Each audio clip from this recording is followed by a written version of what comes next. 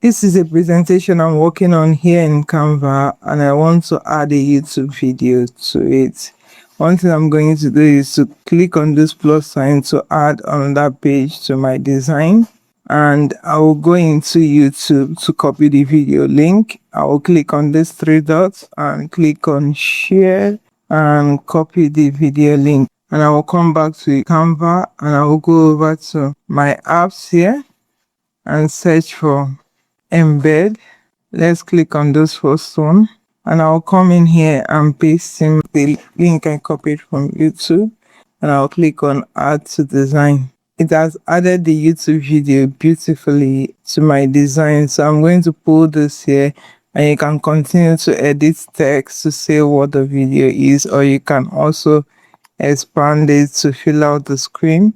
If you share this presentation with someone, let's go into preview. If someone comes into this presentation, all they need to do is just to click on the video and it starts playing right inside the presentation.